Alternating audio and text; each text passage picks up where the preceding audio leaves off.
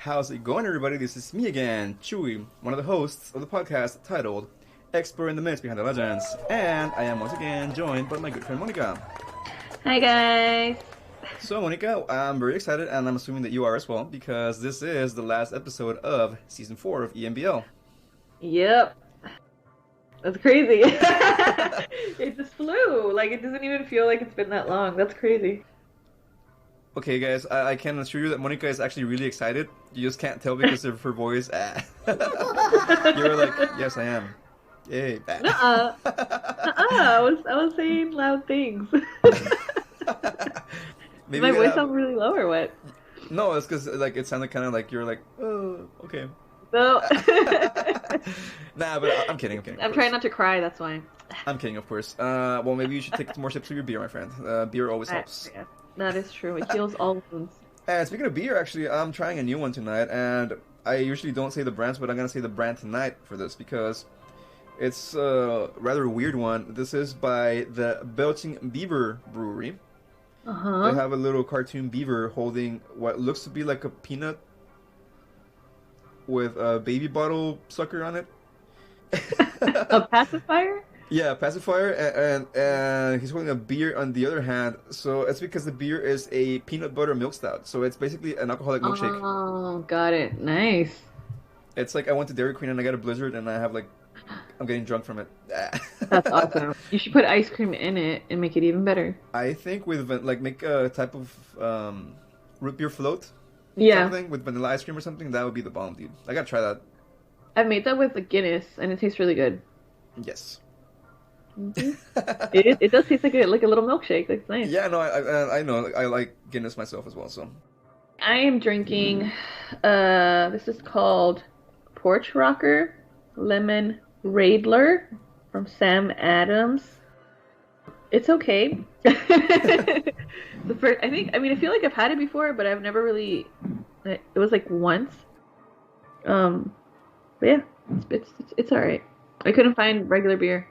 it's like a sugary beer or what? No, it's like a citrus ale. Oh, okay, I see. Yeah. Mm-hmm. Nice. So we are both getting drunk tonight. Well, I'm getting drunk after this. I mean, period. Well, I'm just gonna drink one because I have to work tomorrow. So yeah, wah. Well, I'll have all of my drinks on your name, my friend.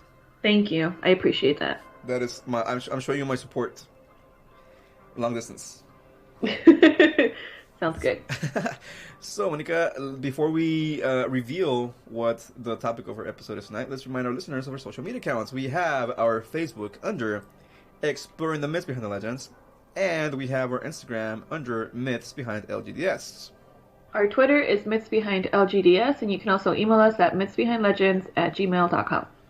Awesomeness. And we have a letterbox, which is also under Myths Behind LGDS. And Letterboxd is a movie type of blog website which you can follow people on there. You can review movies, make lists of movies you like, that you don't like, your favorite actor, etc. So, yeah, join us on there. Messages, suggest a movie from our watch list that we have under. We have about 35 of them, I think, right now. If you want to pick one out for a future episode, or if you want to maybe suggest one that is not currently under, you can do that as well. We have our TikTok, which is our most recent social media platform. Mm-hmm. Which is also under Myths Behind Legends. And, well, TikTok is TikTok. I mean, I think everyone knows TikTok. Yeah. I am still trying to figure out how things work in there, so bear with us.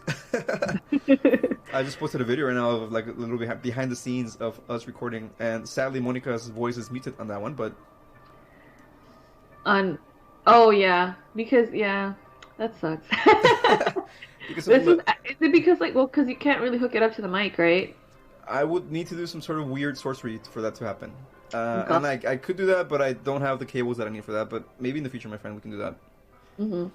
And our infamous legendary website, which is under myths-legends.mailchimpsites.com. I like your little shoulder box. Oh, mm-hmm. It's very, what time period was it? Like the 60s, maybe? That little... Oh, the little... Yeah. I guess. Yeah. It looked really cool, my friends. So, let's go ahead, Monica, and have you reveal the topic to our audience of our Season 4 finale? We did the. I don't even know if is it called like animated. It's like the animated mini series of Resident Evil based on the video games. Uh-huh. I would call it animated. Netflix called it anime, which I would always picture anime being like the Japanese Yeah, style. yeah, which is based on what they call manga, if I'm correct. If I'm keeping my nerd terms correct right now. Because there is one that is not manga, that's the adult oriented, which is hentai. That's a different story altogether. But yes, I would say it's an animated movie. It's CGI mostly. It's not like a cartoon. It's more like the graphics in the video games. So before we jump into our critique segment, my friend, what were your impressions in a couple of sentences real quick? In the beginning, it was like, a little weird. It kind of the whole time I was watching it, I just kind of wanted to grab a controller and like play. Like, it just feels like you're playing a video game and you're going through like the little cutscenes, you know, in between like missions or whatever. And there was a lot of movement in the beginning, which I was kind of like throwing me off. And then after a while, either I got used to it or it stopped. I don't even know. But it was okay. Like I would have preferred more like scary stuff to happen. Yes, and we will talk all about that in our critique segment coming right up after this break. Stick around, guys.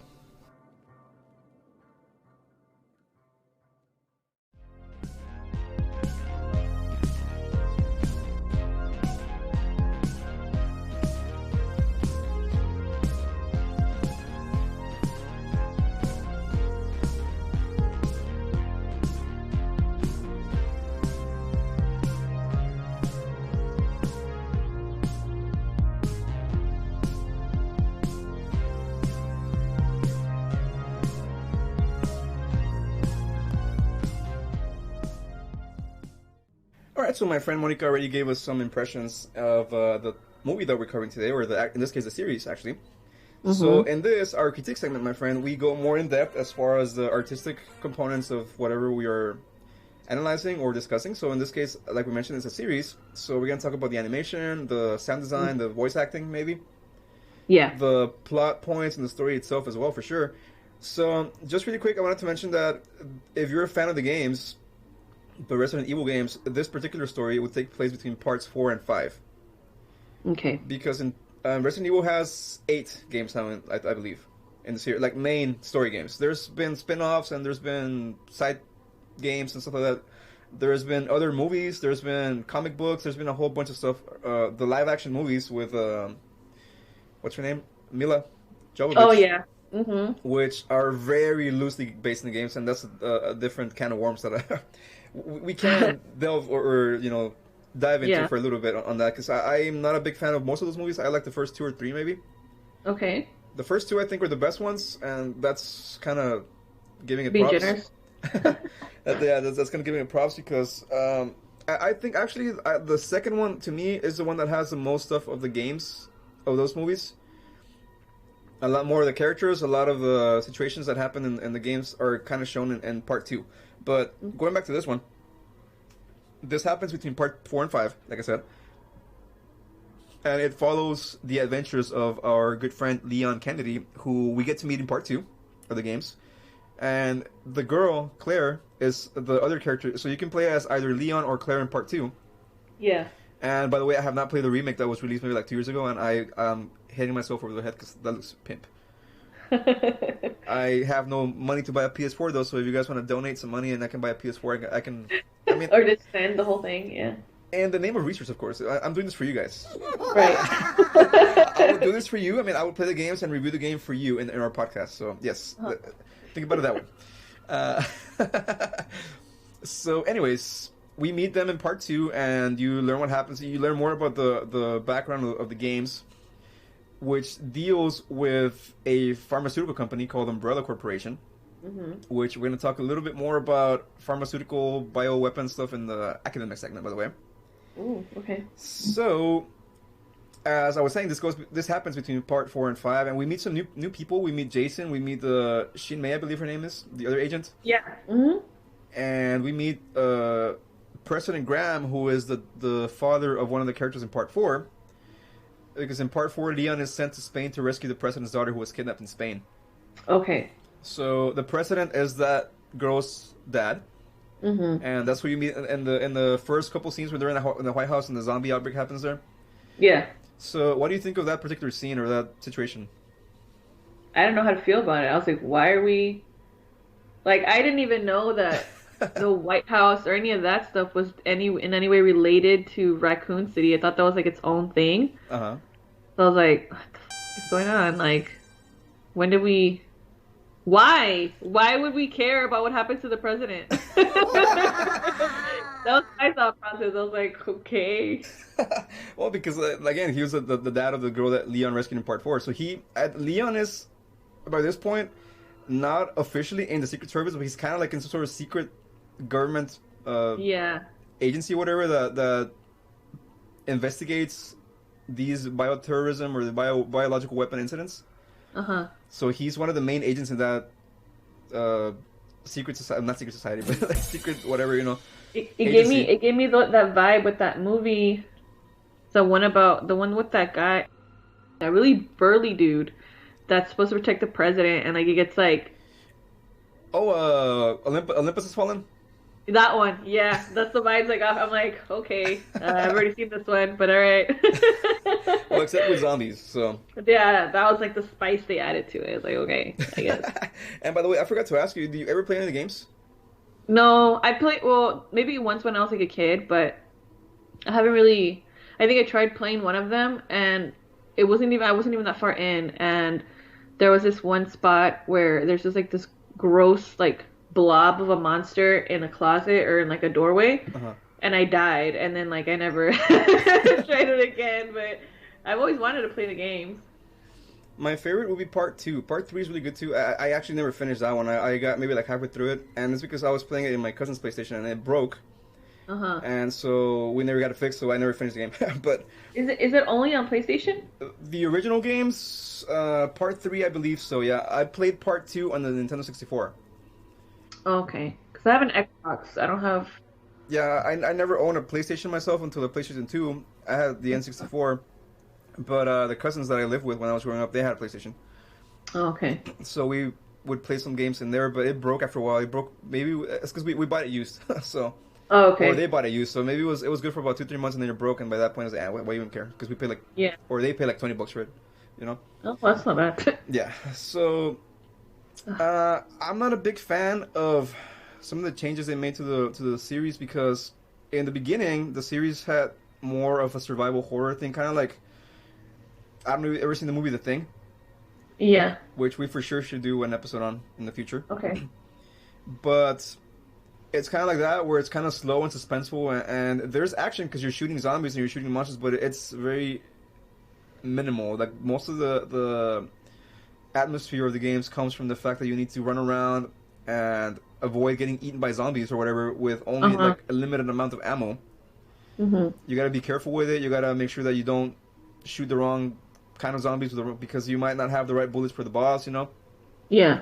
So you gotta be like careful and kind of like strategize. Okay, I can't shoot this many bullets because I know I'm gonna have a boss fight coming up, so I gotta save that and maybe just knife these zombies or maybe just run around them, whatever. So on top of it being a horror game, there is some sort of element of strategy, and then the future entries they made it more actiony. Oh, okay. You could find ammo anywhere, and you have like bazookas and machine guns and all this. It's like okay, you know. Yeah. And the zombies in the first few games were slow. And the zombies after Part 5, I believe, started getting faster. 4 or 5, so they started kind of like jogging and running after Leon and whoever you're playing as. And in this movie, they're like doing like acrobatics. They're kind of like... Yeah. It was a little wild. That first scene where they're like investigating the corridors of the White House and they're trying to see like what's going on. And that one zombie, like this guy's like busting out some karate moves on this zombie, and it's like this dude goes flying up on a chandelier. It's like, what is going on? Like it was a little too much, I guess. Yeah, so I mean that's not really how the first games were, dude. The first games were, like I said, a lot more because in the first games you couldn't punch the zombies. You could use a knife on them. Yeah. But eventually, I think after part 4 is when you started like punching them and kicking them and like throwing them around and stuff. So it became like a wrestling game, kind of. Yeah. Not really, but they started and part 4 is still a great game. Part 5 and 6 they kind of deviated too much from the main. I mean, I still like them, but they're far from my favorite. But I mean, let me ask you a question. How, just to settle this debate once and for all, my friend. Uh-huh. How do you feel about slow zombies versus fast zombies? Which ones are scarier? Which ones do you like the most? The scarier ones are the fast ones because, I mean, at that point, I'd have no chance. They're like going nuts, chasing me. I'd probably die. I wouldn't be able to survive a zombie apocalypse if they were fast zombies. If they were slow zombies I can deal with. I can live in a world with slow zombies, you know? So that gives me more hope. I would hate to be in like a fast zombie world. That'd be way too much. Mm-hmm. And it's because technically the people in this series of games, I mean, they die in a way, but they come back to life. So it's because of a viral agent. So a virus infects their blood, and they pass away, quote unquote, and then they become revived as human. But I don't know. It's kind of complicated for me. I've never really determined whether, I mean, not that anybody cares, but but I've never determined whether these are infected zombies or like zombies. They're actually dead zombies that came back to life because of this virus. Because, for example, in a movie like 28 Days Later, right, those zombies, quote unquote, are not dead. They're infected. They never actually die before they turn. Like they turn within within a minute or so. Yeah, it's a virus that they got. Mm-hmm. But in that movie, the people that get infected don't die. They're still alive. Like biologically, their heart's beating and everything, but their mind is gone. They're just like controlled by this rage that they gotta kill people and eat. And they don't even eat them. They just kill them. Yeah. So, but in this situation where now we have zombies that are different from the early games in the series, where they're like jumping around and running and stuff like that. Yeah. I don't know if they're still considered infected or if they're still just like zombies. So I don't know. Huh. Yeah, I thought it was really funny too, like that same scene where he's fighting with the zombie that goes up in the chandelier. Like they mentioned later that something like that happened in Raccoon City, right? Mm-hmm. How the hell did these people not know to shoot these guys in the head? Like, that didn't make sense to me. That's another question that always pops up when you're watching a zombie movie or something related with zombies.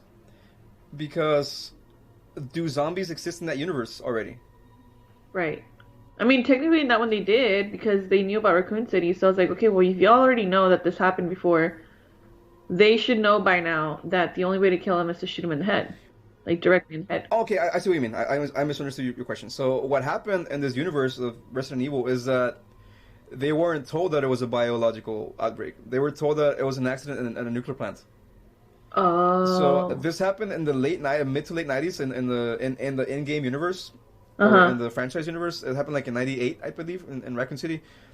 So there's internet and there's cell phones, but it's not like today where you can just post a video on Instagram within like 30 seconds of recording it. Back then, you had to go home and connect your modem and like, oh my god, zombies! By the time that happened, you'd be dead. Right.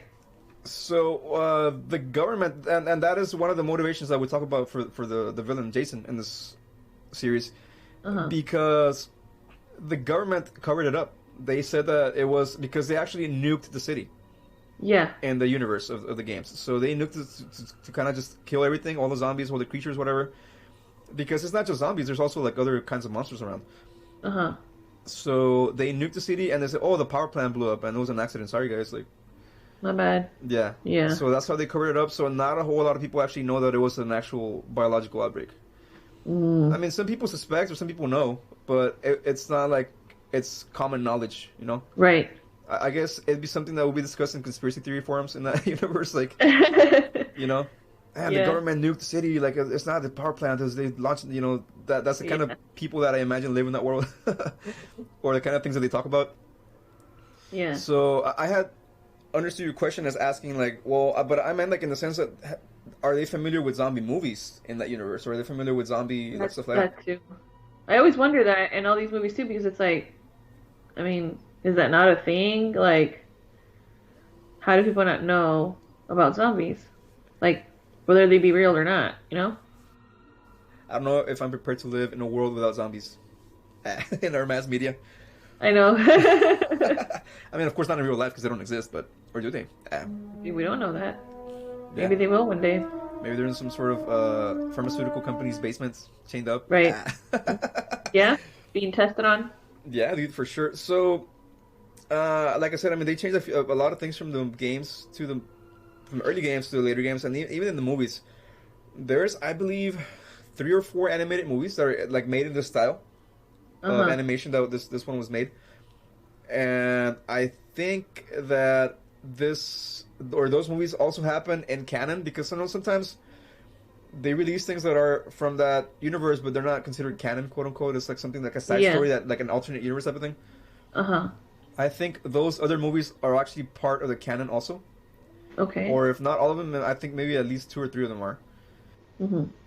Everything is kind of connected. I mean, they mentioned events that happened in the first couple of games, or maybe well, up to part 4 maybe. But I was also surprised that a lot of the deaths in this were actually caused by humans. Yeah. Think about it. I mean, how many people did the zombies kill? Or the creatures kill? That's true. Not very many. And then you have Jason and Shinmei kill a whole military unit in the submarine or whatever. Yeah. So, and I gotta talk about the little rats, by the way. The little rats? Yeah, remember that scene in the submarine where they like the people... Oh, yeah. Yeah, that was creepy, dude. Yeah. Do you like rodents? I hate rodents. Vermin? I hate them.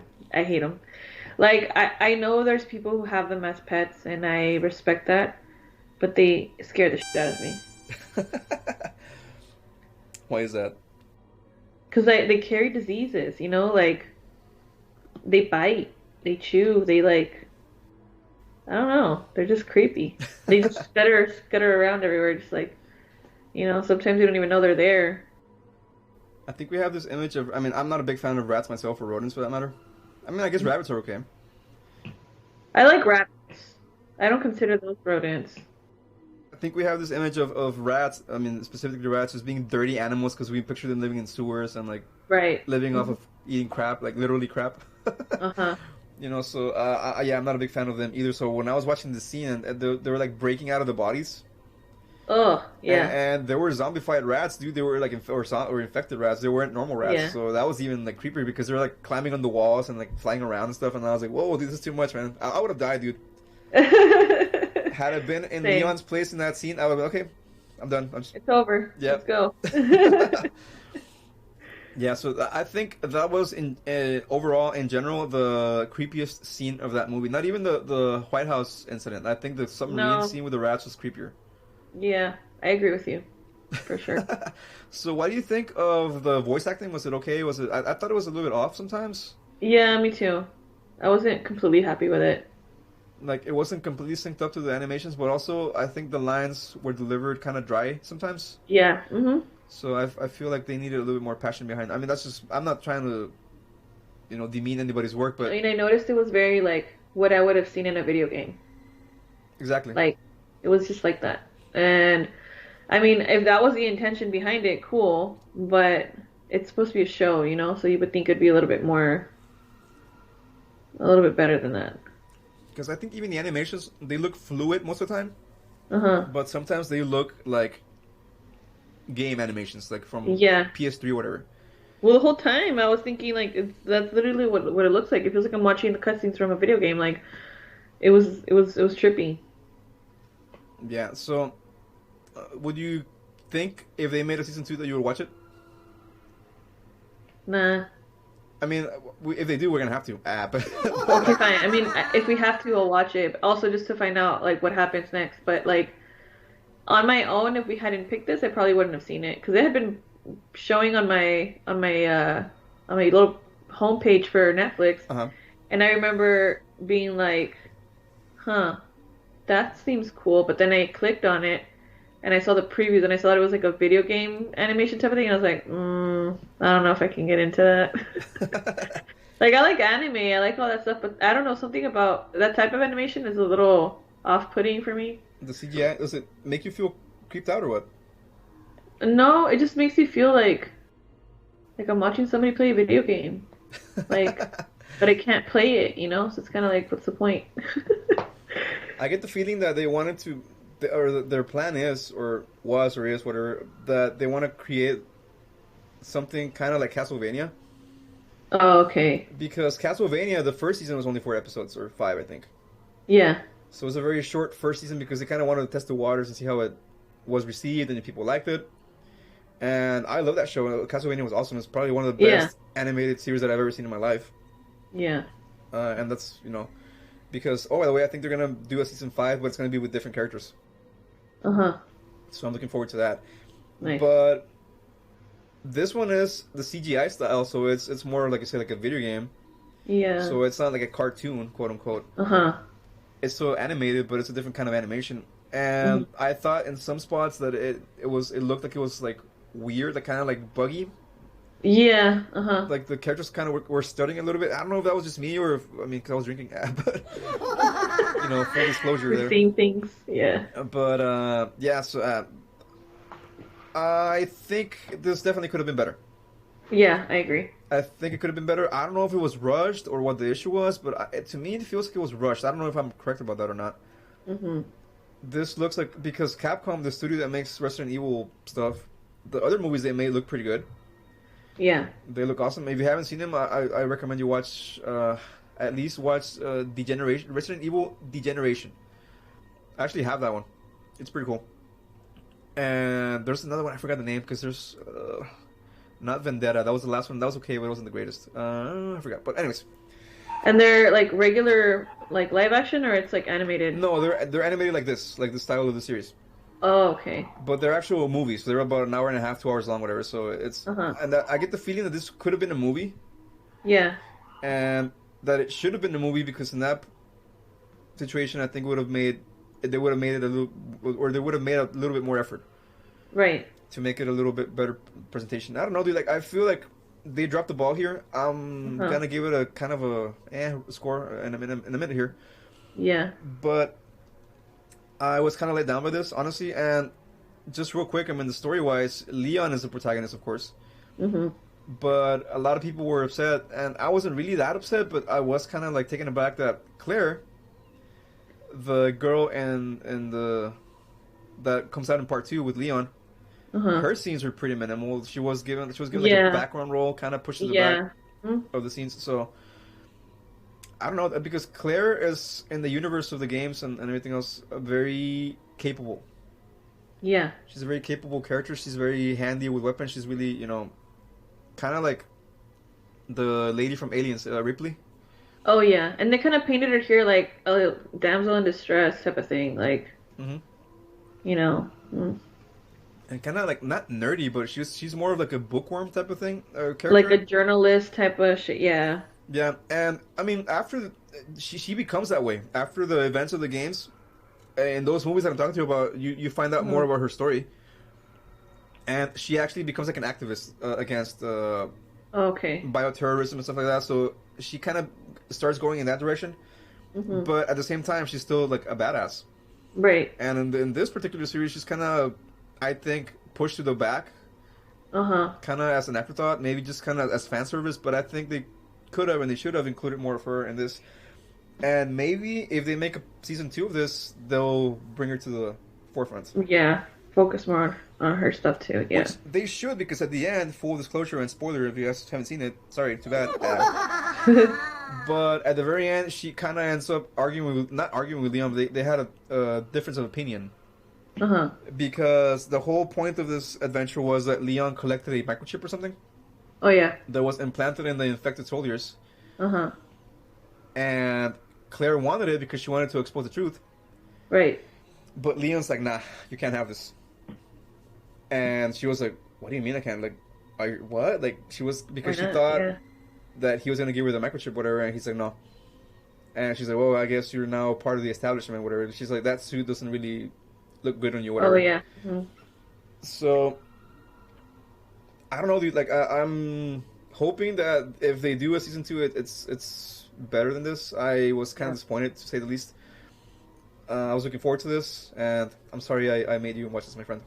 No, it's okay. I mean, I thought about watching it too, but like I said, like the only reason I didn't see it was because of the animation. I was like, I don't know. It was interesting, but I was like, throwing it back a little bit. Yeah, and if you notice, we haven't talked too much about the story of this because we're gonna do that in the Know Thine Enemy segment, in which we will talk about the villain. And I thought about doing it like that for this one, Monica, because the story, the villain drives the story basically. Yeah. Not very well, mind you, but basically this all happens because of the villain's act, and you could say that for pretty much any movie or whatever, but everything happens because of this one guy or whatever. So, and his motivations and everything. So that's what we normally do in the Know That Enemy segment. So I figured let's leave that for the end.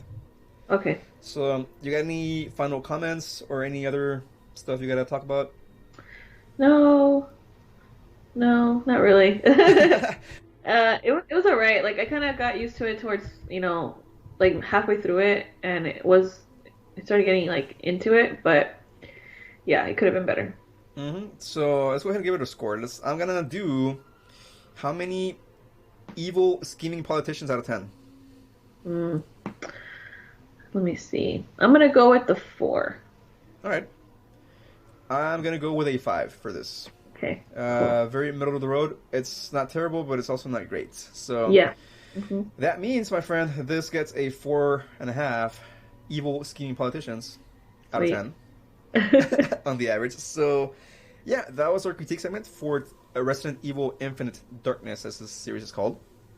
And we will be right back with our academic segment, in which, as I promised, we're going to discuss some aspects of bioweapons in real life. So stick around. We'll be right back after these messages.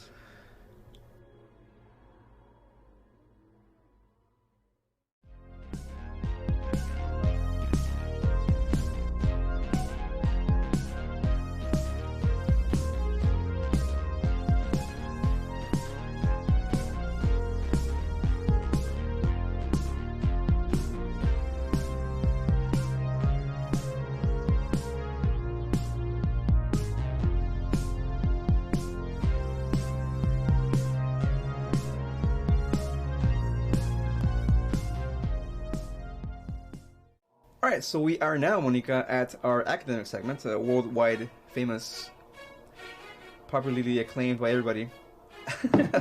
So in this one, what we do is we kind of connect the topic of the movie or series or whatever it is that we're looking into, and make a connection to a real life incident or something, right? So in this case, because the story of the Resident Evil games and franchise really deals with bioweapons and bioterrorism, I figured, well, let me do some research on this stuff about real life. Just as a quick top of your head type of thing, Monica, what do you think of when you think of bioterrorism or chemical weapons? Well, not chemical weapons, but stuff like that. Well, like biological warfare, what COVID maybe was, according to some conspiracy theorists, vaccine, or I mean, a virus made in a lab that was then, dropped in by our own government, whatever. I don't like it because it's very real, like it could definitely happen, and it's dangerous, and we would be the ones affected, like directly. I guess that's it. All right, no, I mean that was a great response, by the way. Thank you. Thank you. But I mean, you brought up some of the points that I found out in my research, by the way. So really quick, I mean, bioweapons or the threat of a bioweapon situation will deal with, according to the Philadelphia College of Physicians, mind you. So that will involve the deliberate release of an agent by attackers that can cause one or more of different types of diseases. So they actually developed a system. I guess I don't know if it's the CDC maybe that developed this, because they don't mention that specifically, but that's what I'm assuming. The CDC, and they have apparently 3 categories for this. So category A, which are the high top priority agent, like biological components, which include but are not limited to stuff like anthrax, botulism, black plague, smallpox, etc., and also things like Ebola and things that cause hemorrhagic fevers. Like, so, when patients start bleeding from every orifice in their bodies. Ugh. Those are really nasty diseases, so those are included in category A, my friend. Do you ever see the movie Outbreak? I feel like I have, but I can't remember it. It's from the mid-90s. There's a monkey that somebody buys from some dude, and it's in like a little sleepy town in the middle of nowhere. And so this guy buys a monkey from Africa, and it's infected with the Ebola virus, or a strain of the Ebola virus. And there's, of course, an outbreak in this little town, and it's about the scientists trying to find a cure for it and stuff like that. So that's a pretty cool. I mean, it's not a horror movie, but I think we might actually be able to talk about that one in the future also. Because it deals with a very real threat, like you said. Yeah. Going back to the categories, category B, they have low mortality, but they're easier to spread than category A in some cases. So that would include something called Q fever. That's interesting. Wow. Yeah. I mean, I'm not going to say anything, but I guess that pun was pretty well made. No, but it's actually something that is in this article. I've never heard of Q fever before. I don't know what that is, to be honest. I've heard of typhus. I've heard of, what else is here? Ricin toxin. I think I've heard of that before. But this one in particular hit me because I had this disease, which is called brucellosis. Ever heard of that before? No. What is that? Brucellosis. Basically, brucellosis happens when you come into contact with body fluids or meat of contaminated animals, usually farm animals like goats or sheep or pork even. And basically, it causes a very severe type of food poisoning. So what happened to me, my friend, one time is I believe I ate some contaminated cheese from Mexico. Because Mexicans love our queso fresco. Oh, yeah. And if you've never had it, it's a really crumbly type of cheese. And it's not the healthiest one because it's super salty and super fatty and it's just not good for you, but it's so good. And I guess the one that I ate that time was not made in the most sanitary of conditions. So I ended up getting, and it was scary, dude, because I started breaking out in hives first. Damn. Really like randomly, just everywhere, all over my body. And they would appear and disappear at random. On top of that, I had really high fevers. And my entire body ached as if somebody had beat me with a baseball bat. Even laying in my bed on my back hurt. It hurt. Like the contact of the mattress against my body and the back. And if I try to move to a different position, because it would hurt to move my arm or my legs or whatever. Jesus. It was horrible, dude, and it was scary because I went to the doctor and they couldn't find out what it was, and I went to the doctor. One of them told me, "Oh, you have allergies," and I was like, "What the hell, dude? Like, how is this allergies? I'm not even sneezing. I'm not coughing. Like, yeah, but you have fevers and you have rashes." And I was like, "No, it's not allergies, but okay, whatever." So they gave me Allegra. Okay. That did nothing because that's not of course attacking the root of the the disease. So I went to a different doctor and I felt like I was in an episode of Dr. House. Because they couldn't figure out what it was. Because, dude, I went to this clinic, right, and I'm there sitting and I could barely even walk, and I'm trying to like just kind of survive this because I felt like I was gonna die. Dude, it was horrible. I mean, and the thing is, I wasn't going like I didn't have any like bathroom symptoms. I didn't have to go to the bathroom. I wasn't throwing up. But I couldn't eat because it hurt to swallow even water. Damn. It physically hurt to I mean, it was weird. I've never felt anything like that, and I hope I never do again, dude. But so I'm there and I'm sitting in the clinic, right? And this doctor he's okay. I told him I have hives all over my body, so he asked me to remove my shirt, so I do. And he sees, yeah, you have them on your back and you have them on your shoulders and then on my legs too, whatever. And then he's like, and he like goes to the phone like, can I have the interns come in, please, whatever? And he like 3 or 4 interns come in, and he starts asking them, so what do you think the patient is being affected with? And one of them is, oh, I think he's got scarlet fever because of the rashes. And then the other one's, oh, I think he has this. And I was like, what the hell? Like, what are you guys like? Is this like? What are you guys doing? Like, can you tell me what I have or not? Like, yeah. So you know how in house that's like the premise of the episode. They're all trying to guess what the patient has, whatever. Yeah. And I was like, where's the camera? Where's Dr. House? Because that's what it felt like, dude. But long story short, the third doctor that I went to finally, he he's like, no, you gotta go get some blood work and this and that. And the other two doctors had not even bothered with that. Yeah. So I went to do my blood work, this and that, and within a couple of days I got the results, and sure enough, they found this weird bacteria in my blood. Damn. So they just gave me a lot of antibiotics. They just pumped them into me, kill it. Yeah. So that was about 4 or 5 years ago, maybe that happened. Damn. It was an experience, my friend. So I do not recommend anyone eats contaminated cheese or meat. Yeah. Because careful you might get out this. there. You might get this, and once again, it's called brucellosis. But and then going back to the topic, which is the categories of biological agents here. Uh-huh. The last one is category C, and that would be diseases that are not threatening currently, but could become threatening if somebody messes with them. Okay. Something they call, I'm not sure if I'm saying this correctly, but the Nipah virus. I'm not sure. I've never heard of that before in my life. Uh-uh. And they make a distinction that not to confuse biological weapons with chemical weapons. It's different apparently, because I guess biological deals with viruses and bacteria. Yeah. And Chemical is like, something else. chemical, I guess, like cyanide, that would be a chemical weapon. Yeah. Cyanide gas. So I guess, yeah, there is a valid distinction there. So what do you think of all this so far? We're, like, fragile, dude. We could be taken out with, like, a simple little lab experiment. It's crazy. It's really crazy. Have you ever had any type of food poisoning or anything? Oh yeah, plenty of times. I've never had to the point where you had it. But I did get scabies once from a hotel, and that thing, so that's like a bug, right? It's like Yeah. a little parasite or something. And when I got that, I was kind of tripping out because I started getting all these bumps on my arm, and they were in a certain shape, so like that's how they were able to tell what it was. But basically, I had bugs living under my skin, Ugh.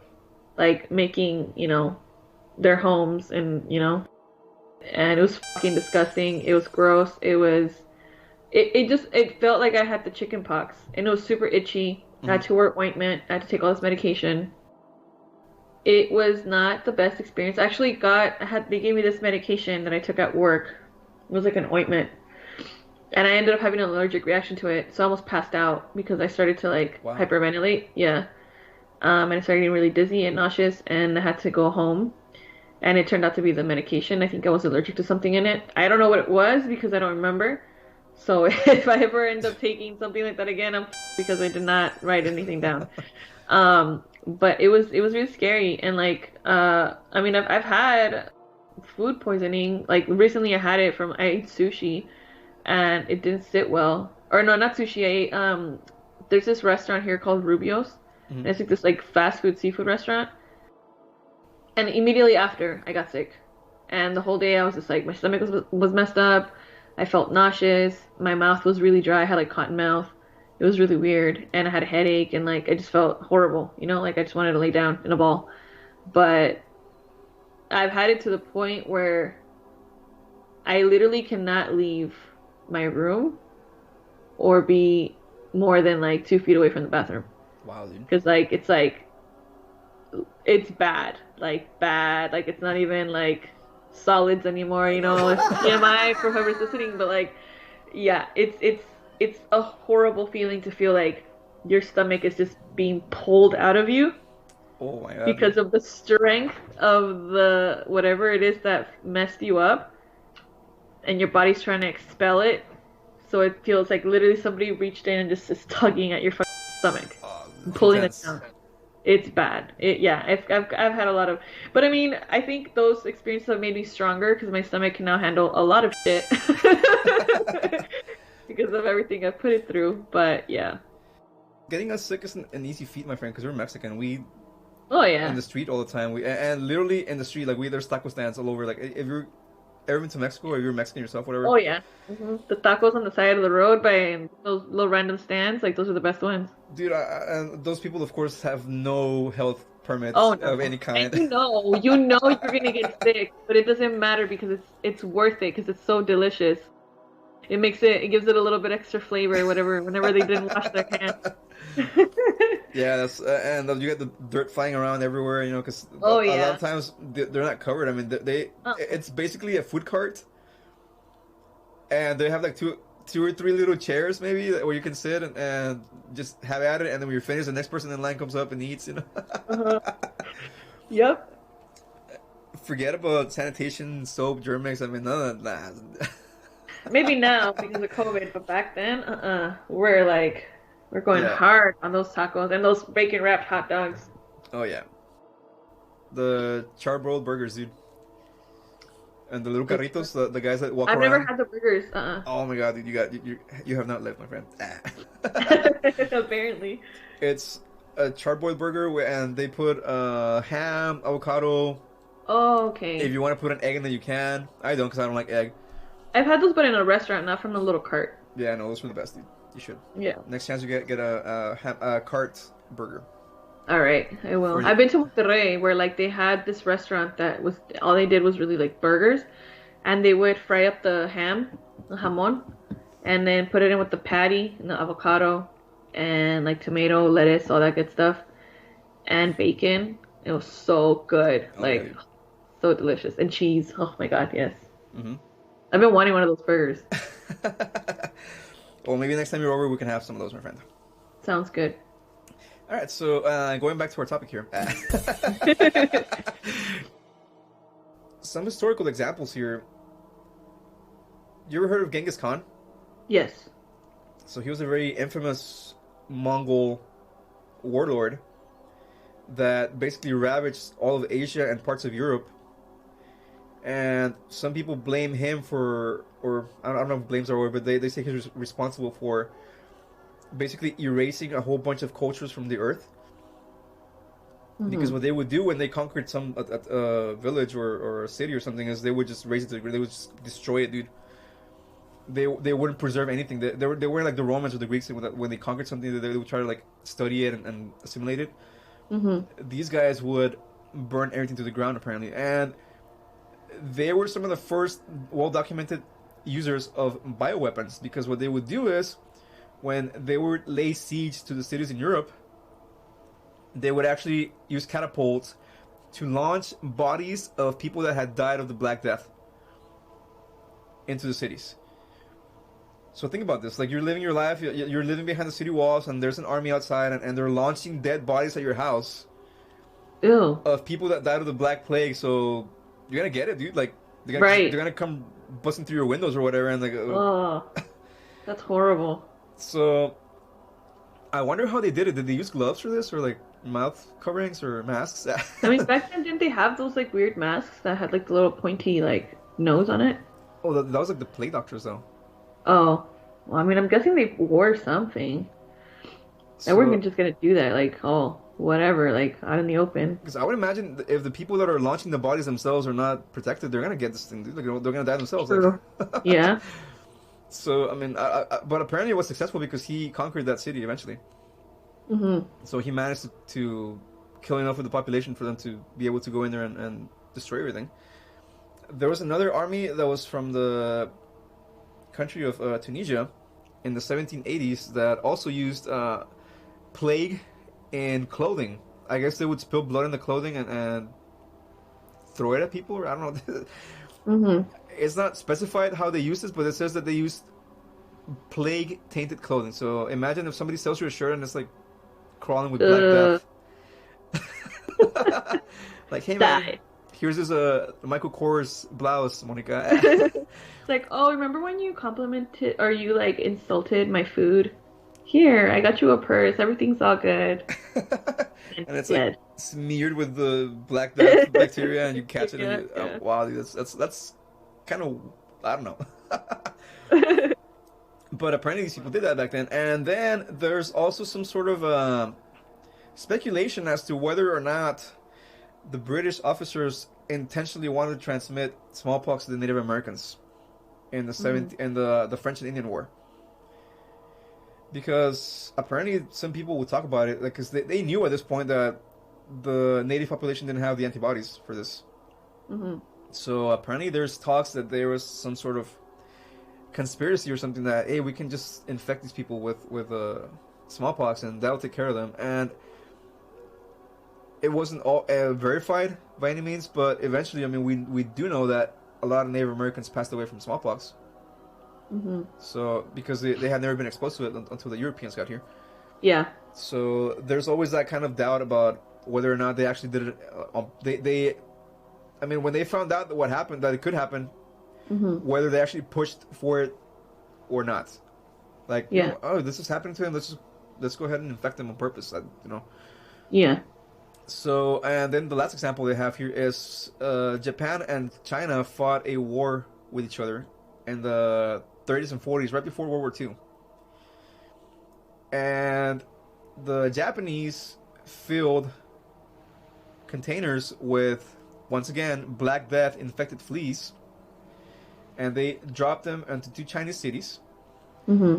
And they also used the cholera bacteria, and it's estimated that they were successful in wiping out about 600,000 Chinese people. Jesus. That's crazy. Just using the Black Death and cholera. And cholera, I don't know if you remember. Cholera was bad. You might have been too young for this, but I remember when I was a kid in Mexico, Uh-huh.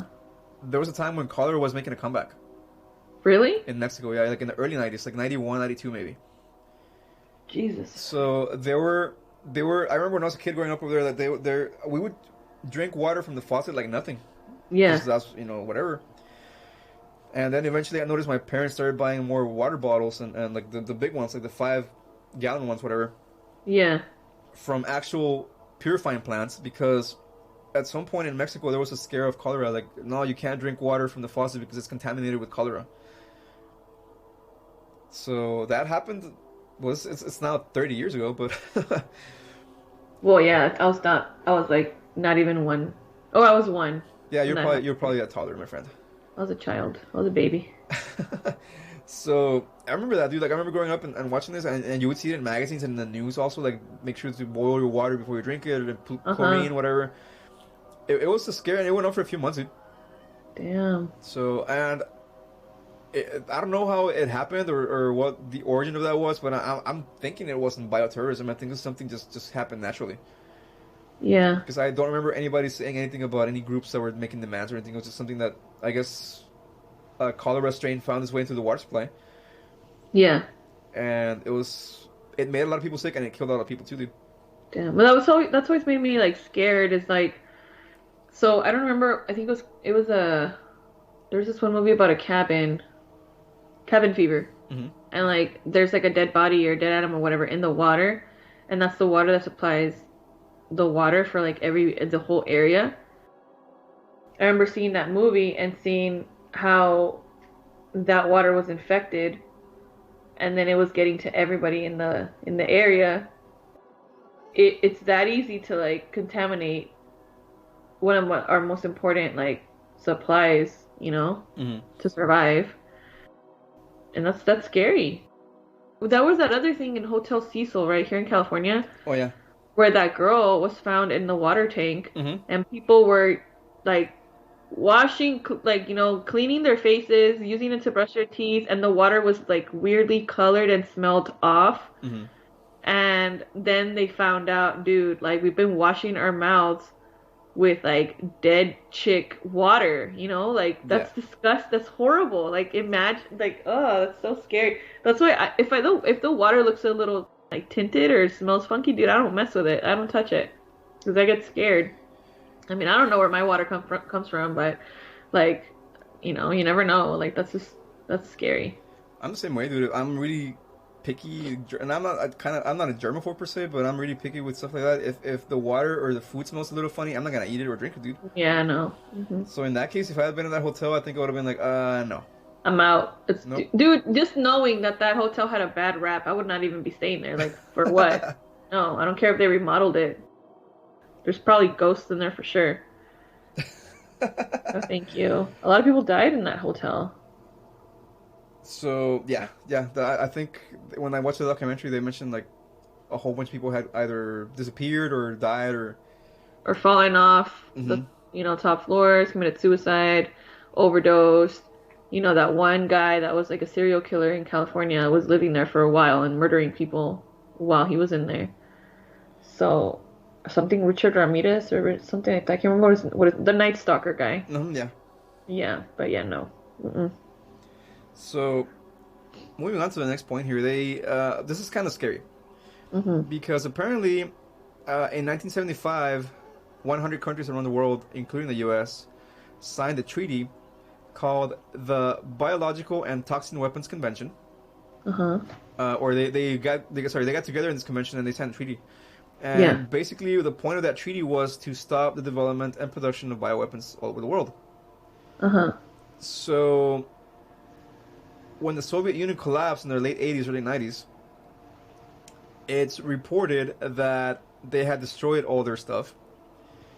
But they suspect that, in fact, they didn't, and that some of that stuff was either lost or stolen. Damn. So there may be some sort of biological weapons floating around Europe somewhere, or even here, of Russian origin, and they may be used at some point. And the comforting, quote unquote, thing about all this is that you got to keep these things in a cold environment. You can't keep them like just anywhere. Yeah. They got to be kept in certain conditions because if you don't, then the viruses, whatever, they die out. Yeah. So they need to be preserved in a specific way. But still, can you imagine, dude? Like if somebody stole like a crate of viruses or deadly bacteria, they could at any point mess around with genetically or whatever, and just launch it into a city or a town. Dude, not to be like conspiracy theorist, but like it's very likely that our own government has it. And at some point might, could possibly use it and then blame another country for it. Like, Well, because the smallpox virus it only exists in labs now. So that's if you believe this article, right? And most people agree that the smallpox virus isn't found in nature anymore. So if there's ever an outbreak of smallpox, it's because there was a leak in the lab somewhere. yeah. So Yeah. I believe they may have a sample in the CDC somewhere. I mean, well, they need it because if something were ever to happen, they have something to base the vaccine. Yeah. Yeah. Yeah, so I mean, and who knows what other stuff they have in there, dude? I mean, maybe things Yeah. that we didn't even know about. Right? Hmm. Because speaking of viruses, I don't know. I read this article just real quick, in which they were melting or they were studying the ice that's melting Uh-huh. somewhere because of the temperature changes, Right. and they found these viruses that were like 10,000 years old or whatever. Uh-huh. And I'm like, dude, this is not the year for that. don't I get, know. don't get anywhere near that stuff. We cannot handle a fucking outbreak of like just a bunch of different things. It's like Pandora's box right there. No, thank you. Send it back. Yeah, dude, no, I'm like, dude, like when I was reading that article, I was like, they should not be anywhere near those viruses. This is not the year for that, dude. Like, just get away from there. Don't make it worse than it already is, please. Yeah. So, last couple of points here. Contemporary attacks in the U.S. There's been a couple in recent years. Mhm. In 1984, there was apparently a cult in the U.S., mind you, Okay. that contaminated salad bars and restaurant food, and they actually got about 800 people sick with typhoid fever. Jesus. This is somewhere in Oregon. Actually, I forgot to mention that it's somewhere in Oregon. So they actually somehow contaminated food, and 800 people got sick. Luckily, nobody passed away, but 43 were in critical condition for a while. Damn. So they found out who did it, and they caught him. So they put him in jail. Good. And then the most recent one, I guess the one that's in most of people from a certain age in their minds Mhm. would be the one right after 9/11, when somebody sent anthrax to certain people Oh, in yeah. envelopes, the so-called anthrax letters, and they found out it Yeah. was some sort of disgruntled medical employee or something like that, and he apparently committed suicide before they caught him. So Wow. he sent several letters. 5 people actually ended up dying, and 17 became gravely ill. Yeah. So, yeah, dude. I mean, you mentioned earlier that people are really frail, and I agree with you, man. Any little foreign substance, or not substance, but bacteria or virus that comes in and messes up your system, and I mean, it's scary, dude. It is. Like, that's why I was so scared about this freaking, like, virus is because, like, Dude, I can say that I'm healthy or that I'm okay, but like you really never know. Like you really don't know what's going on inside your body and what's like gonna be the tipping point for you to like get end up in the hospital, you know? Hmm. So yeah, it's pretty crazy. Like we could literally get wiped out real quick, you know? Hmm.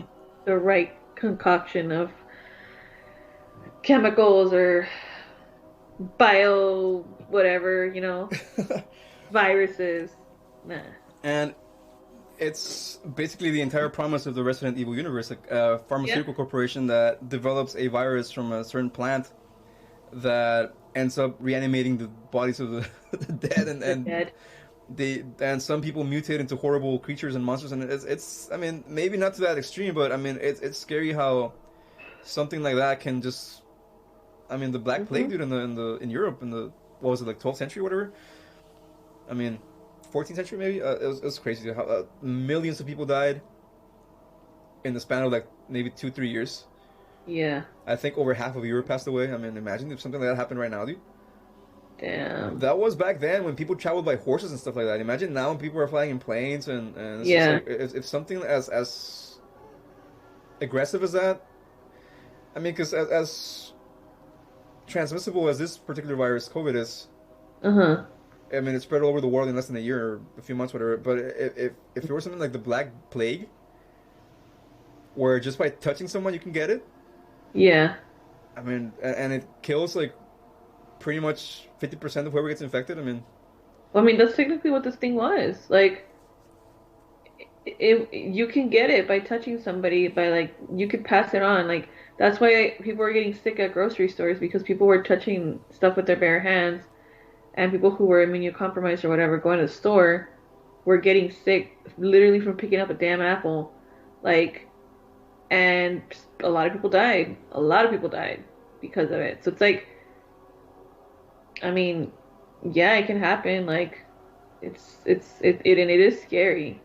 Like, I mean, I was really scared in the beginning, but yeah, so Resident Evil may become a true story, my friend.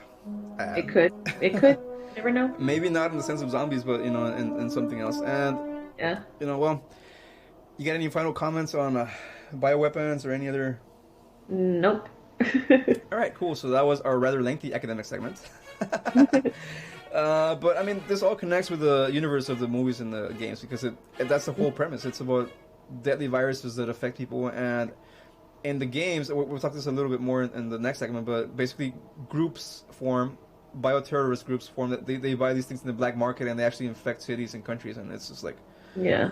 it's more real than you might think. Yeah. So yeah, that was our academic segment, and we'll be right back with the Know Thine Enemy segment after these messages.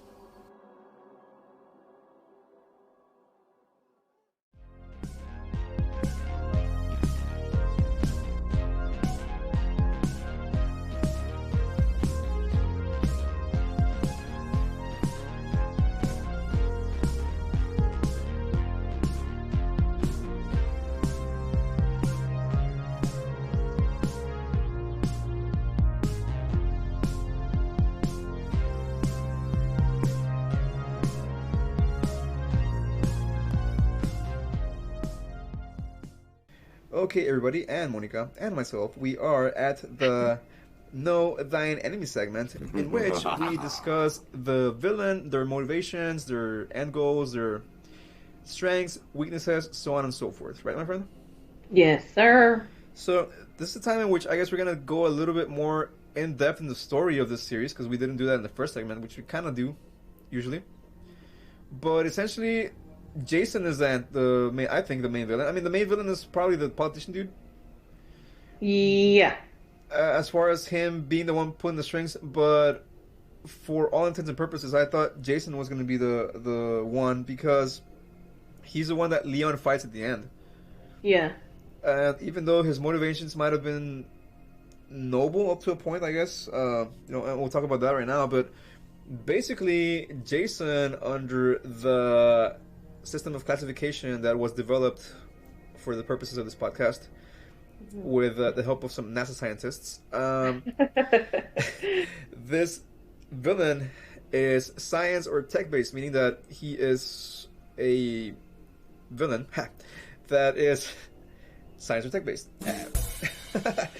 So, no, I mean, but that really means that, I mean, he is afflicted with an unknown virus, right? Yeah. I don't think it's the virus from the first 2 or 3 games. In particular, it's a different one because, once again, if you're a fan of the games, Umbrella is the corporation that is behind everything in the first 2 or 3 games, I believe. And then by the time they get to part 4 and 5, there's a new company called Tricell, which at the end of the series, after the, what is it, like a senator? The politician? Yeah. Secretary. Secretary of State, right, or something, or Defense, or something. Yeah, Yeah, Secretary of Defense, I think. Yeah. So that guy, his name is Wilson. He is the one that we find out is the one responsible for all the events because he's been working in conjunction with a pharmaceutical company for money, basically trying to find a way to start a war so that he could profit from the cure because he has some sort of, it's not a cure, but it's like an inhibitor. Yeah. They call it an inhibitor, right? So basically, this guy developed this virus, or the company developed this virus, and they're kind of paying him off to use it in the army. And in the beginning of this series, we see a mission that the helicopter gets knocked down in some sort of like war conflict or something. And so this other unit goes down to rescue them against the orders of their superiors. Because they knew that, the superiors knew that these guys were infected. So then when the other unit goes down to rescue them, they become infected. Yeah. Everyone in the original unit that was shut down gets killed. But now they have this other unit that was infected accidentally or whatever. So he's going to continue using them with the purpose or with the help of this inhibitor. So that's where Jason comes in, because Jason was one of the soldiers in that second unit. He's one of the ones that try to rescue the other group of soldiers. So Mr. Wilson here has that inhibitor, and he basically uses his unit to do off-the-record operations, like I guess they call them black book operations or black ops, whatever. So super secret missions in which they can't be sanctioned by the regular channels. So basically, he has his own little private army now. Yeah. Right? And throughout the course of the series, Monica, the other people start committing suicide, right? But do you think it was suicide? No. I don't. I think that they either died, they had to be eliminated because they turned. I don't know. But I don't think they committed suicide. Highly doubt that. I think Wilson played a part in that too. Yeah. He, maybe, I don't know if the right way to say this, but I guess he found out they had outlived their purpose, maybe. And so he got rid of them. Yeah, he got rid of them somehow. I mean, because, of course, these people were no longer human per se. They were infected with this thing, and if they stopped taking the inhibitor, they turn into this grotesque monster creature. So, basically, Jason is the last one standing by this point, and he is, I guess, a member of the Secret Service or something like that. Yeah. And so, his main motivation is he wants people to know the meaning of fear because he is terrified of his condition, of what the things he has done in order to stay human. Yeah. All the missions that he's done, and all the things, all the people he has killed probably also. So his whole, and the only thing is that I didn't like about the way they presented him was that they kind of made it sound like it's not comical on purpose, but it kind of looks comical after a while because he's like, I'm gonna show everyone what true fear is. Do you know what fear is? And I want everyone to know what fear is. And that's okay, dude. Okay, yeah, we know. We got it. Yeah. You made your point. Yeah. You made your point the last 20 times, bro. Okay, yeah, fear. Okay, got it. But that's one of the things that I didn't like about the movie, that they kind of made him seem kind of cartoonish in a way. Yeah. Because honestly, I mean, it's one of those things where, like, which side of the fence are you on? Because do you sympathize with this guy or not? I'm asking you, like, do you or not? Oh. I mean, in a way, yeah, because, like, this dude's been through a lot of shit, but it's like, they already had a plan, they had a plan to expose, like, that's what I didn't understand throughout the entire show is like the fact that this guy, you know, kind of threw that plan out the window. Like, and he wanted to show fear. Like, for what, dude? Like, you already have what you need to expose this motherfucker. Like, why do you have to, like, you know, just kill people, basically? Because that's what he was gonna do. He was just gonna, like, terrorize everybody.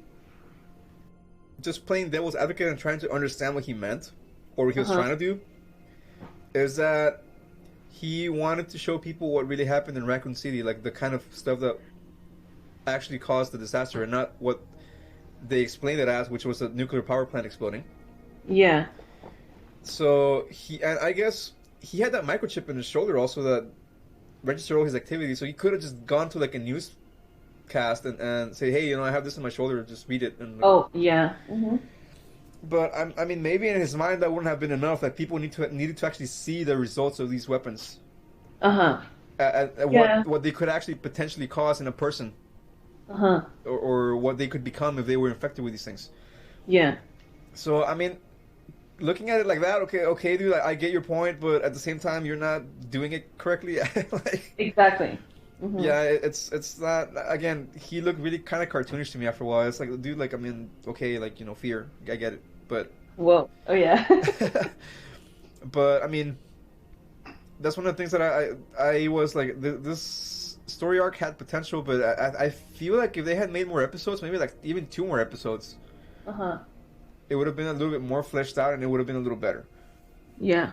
I think what I ended agree. up affecting this series is the length. They should have made it 6 episodes, maybe, not 4. Mhm. But I mean, as far as his powers or abilities, I mean, he's a really good marksman. He's a soldier. Uh-huh. He's an experienced military fighter, so he probably knows hand-to-hand combat. He's good with weapons, so he has that Mhm. set of skills already. But he also has regeneration, because at one point Leon shoots him in the heart or in Yeah. the chest, and he comes back from that like nothing. Mm-hmm. I mean, he gets knocked down for a little bit. He kind of looks Yeah. like he's The dying, impact, probably. Yeah. but yeah, but he's regenerating from that, and I think he may also have superhuman strength by this point. I think he's already able to do things that a normal man couldn't, Yeah. as far as strength wise. And when he becomes a monster, of course, he grows in size. He becomes this like really ugly, like monstrous monster. Uh-huh.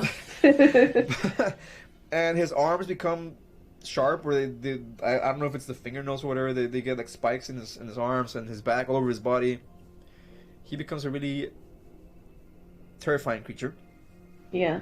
His voice gets really distorted. Mm-hmm. And in true essence of Resident Evil lore, his heart, his weak point, is exposed.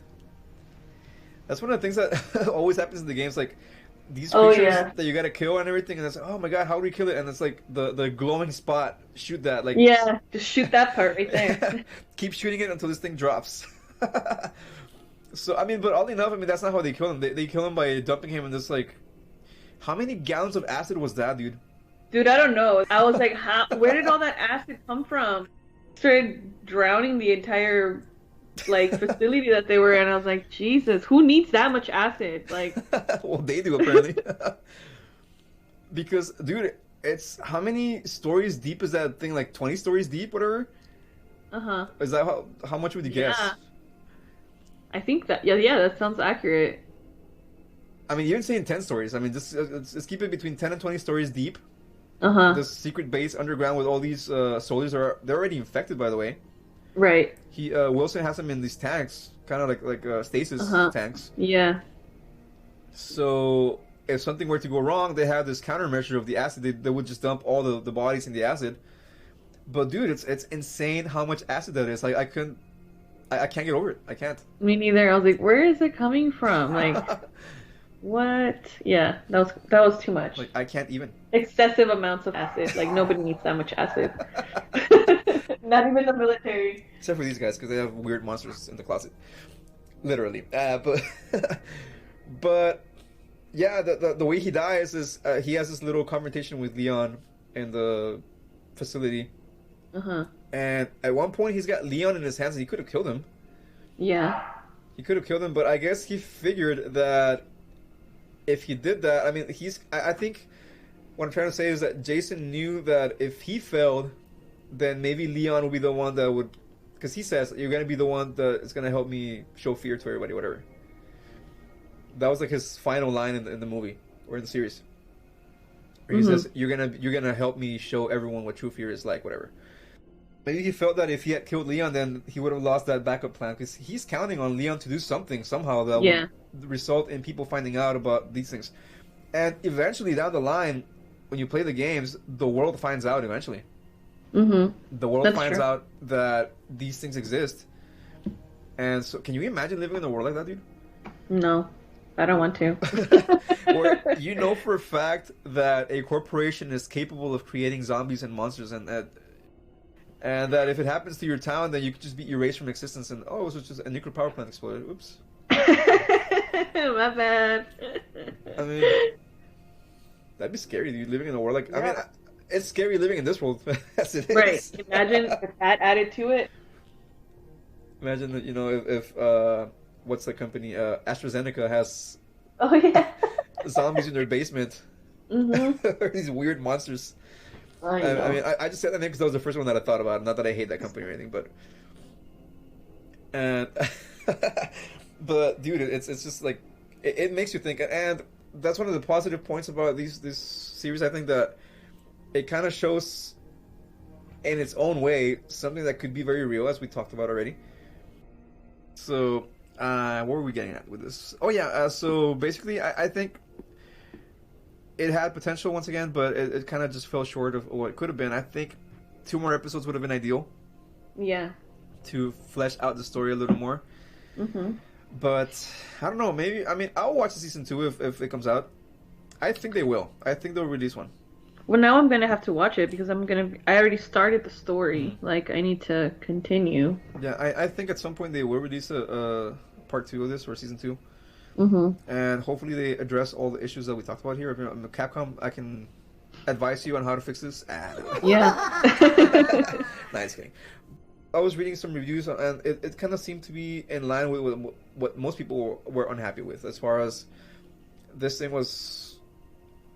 had potential, but it was just not executed correctly. So, would you say that Jason was a bland villain then? A bland? Yeah. Like he was like, eh.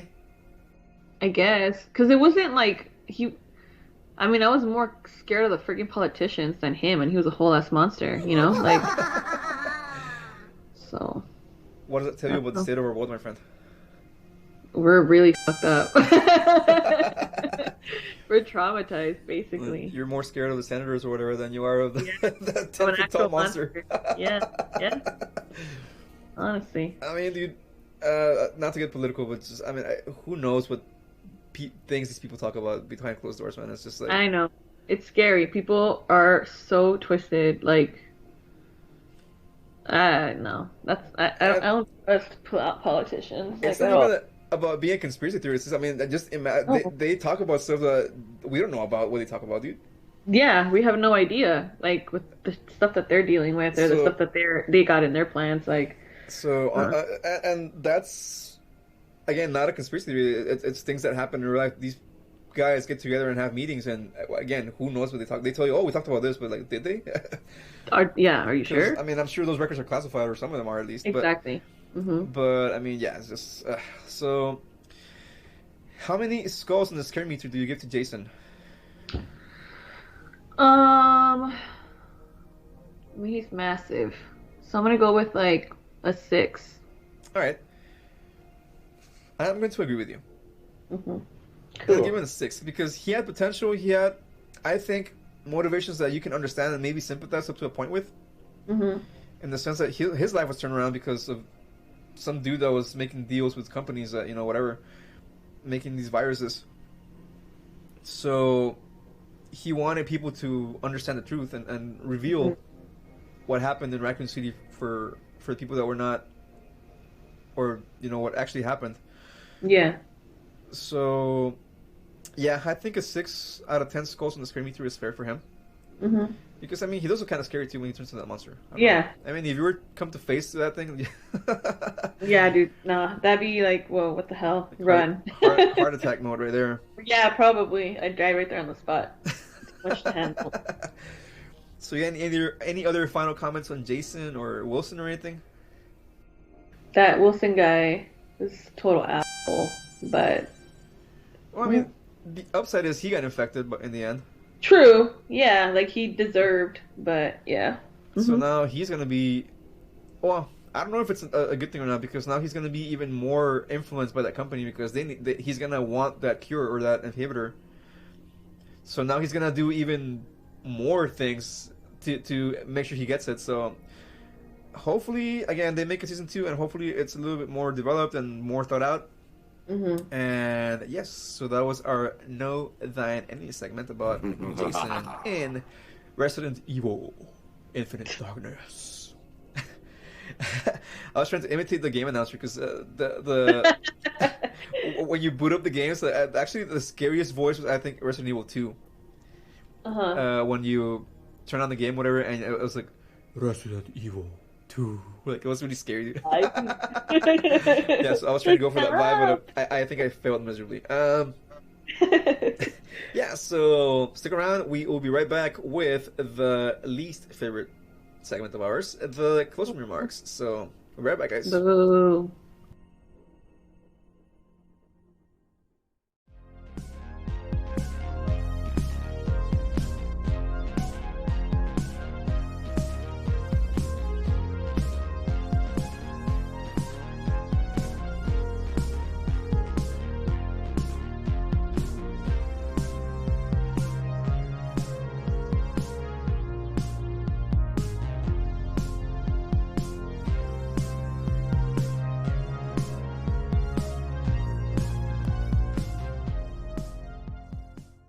Okay, everybody, so we are now at the end of our podcast episode, my friends. So let's have faith tonight again. Wah, wah, wah. Yes, I know, I agree with you. I had a lot of fun talking to you about this Me too. topic. As always. Yes, it's always very gratifying for me to speak to you. And I want to thank everybody that listened in today. Thank you for taking the time to listen to our podcast. If you are a repeat listener, thank you for coming back. You are a faithful member of the EMBL squad. If you are a first-time listener, we hope you enjoy this. Our last episode of Season 4. Episode 52, my friend. Damn. So we are hoping you guys come back for more in the future. Next season is going to be a little bit different, I think. We're going to... I don't know. We'll talk about it. Okay. do a few different things here and there. Just kind of keep it spicy for everyone.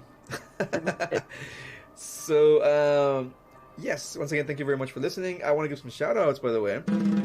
I can't believe I didn't do this last episode, but I want to give a shout-out to my homeboy, R.L. Stein, for creating the Fear Street series. He is my homeboy. I have his number. We talk sometimes, you know. I mean, I talk, he has me blocked, but I mean... Oh, okay. Nah, but yeah, but I noticed that we didn't thank him as being the author. I mean, we talked about him, but a little bit. Yeah. We didn't really give him the props for being the author of that and the shout out. So I think you deserve that. Yeah. Thank you, sir, for making my childhood a little bit more enjoyable.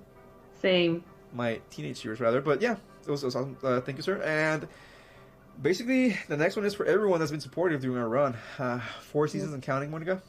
Damn. Yeah. Wow. It's gonna be a year in about 2 or 3 weeks, maybe. That we started this. Well, maybe about a month, but how do you feel about that?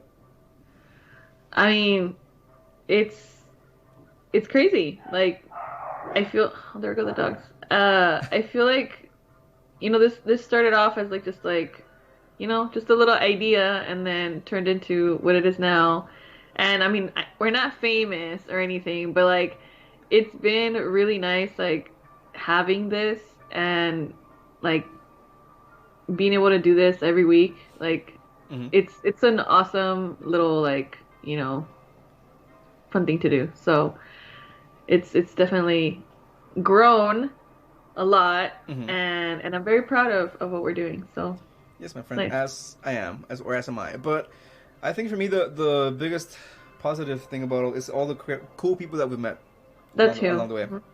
We met some awesome people. There are too many of you guys to name out there, but if you have helped us out, you know who you are. Thank you so much. We'll be sending out some of those postcards that we printed a few days ago for you guys in the near future, or maybe sometime this week, actually. So hopefully you'll be getting them within a few days.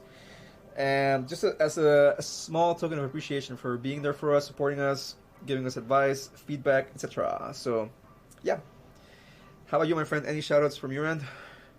To the rain that appeared out of nowhere in California, Southern California, like, it never rains here in the summer since I've been here. I've been here for almost 3 years now, and I've never seen it rain. Especially here where I'm at. Like, we're close to the desert. So, I just heard it earlier. So thank you, rain gods, for giving us, you know, the sweet nectar of the clouds. But yes. Well, I'm happy that you get to see rain over there, my friend. Thank you. I miss it. I really do. I miss water falling from the sky. Yeah, I miss hurricanes and all that. It's like, at least there was water. Okay, so yes, moving on to more positive things here. Let's remind our listeners, Monica, of our social media accounts. We have our Facebook under Exploring the Myths Behind the Legends, and we have our Instagram under Myths Behind LGDS. Our Twitter is mythsbehindlgds, and you can also email us at mythsbehindlegends@gmail.com.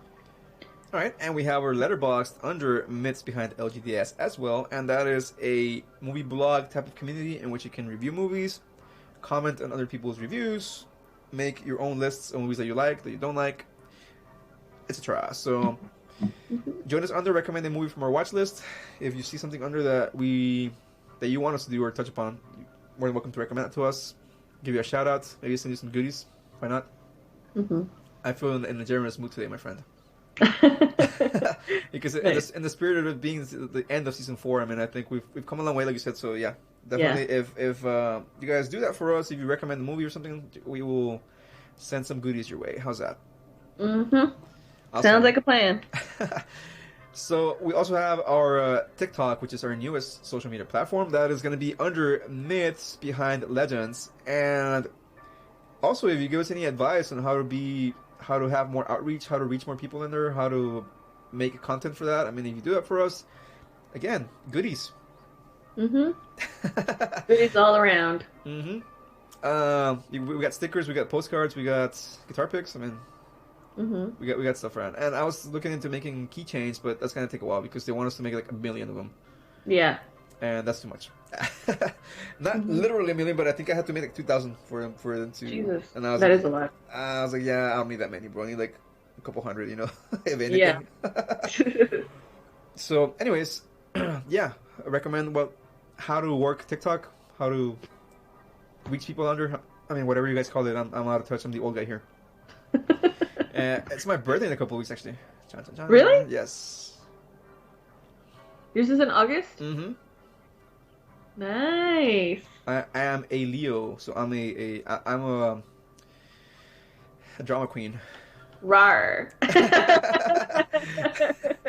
That is my life in one. Roar. Monica just explained my life to everyone in the audience.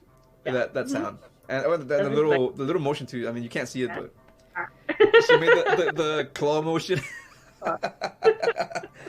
That is me in a nutshell, my friend. And of course, our infamous website URL, which I have. Dude, I was so busy this week again. That sounds like an excuse, but I was working all week because another one of my coworkers on a vacation. My bosses went on a business trip, so I had to watch their dogs. And so I was not home and I wasn't able to work on anything. But this week I shall take it upon myself to update the website, upload the YouTube episodes. I haven't done that in a while. So yes, I'll take care of that stuff. But in the meantime, you can visit our website as before it is upgraded or updated, and that is under myths-legends.mailchimpsites.com. Woo! So yes, I think we should do a special for my birthday. Just throwing that out there. I'm down. So yes, awesome. Now, Monica, the hint for our next episode. What are we watching or commenting on for the season premiere? Well, I feel like I'm gonna give it away, but I'm still gonna do it. So, you've seen snakes on a plane, but have you ever seen vampires on a plane? Dun, dun, dun. Spooky! That sounds very intriguing, my friend. Mm-hmm. So, yes, we'll definitely be talking about that movie next time. Yep. So, you got any final comments, questions, suggestions, ideas, thoughts? I need to get myself Resident Evil games. Yes, you should. That's what I need to do. Mm-hmm. And in the spirit of giving, if you guys want to donate to our Cash App fund, so I can get a PS4 and play the remake of Resident Evil 2 in the spirit of research, by the way. Right. Mm-hmm. Of course. For he's taking one for the team. Yes, guys. I'll do this all for you guys out in the audience. Right. If you want to be make me take a grenade for you guys, I'll do it. I mean, I'll what is that? I volunteer as tribute. Yes, there you go. The Hunger Games. I mean, if you want to do that, I mean, that's cool. I'll take one for the team, like Monica said. So, yes, that was our episode on Resident Evil Infinite Darkness. Hope you guys enjoy that. I hope you have a great morning, evening. Raccoon City level disaster, zombies running around rampant, eating everyone. Well, hopefully not that. Hopefully not that. But if you are caught in the midst of that, be good to everyone. Be good to yourselves, and we'll see you on the next one. Until then, have a good one. Bye.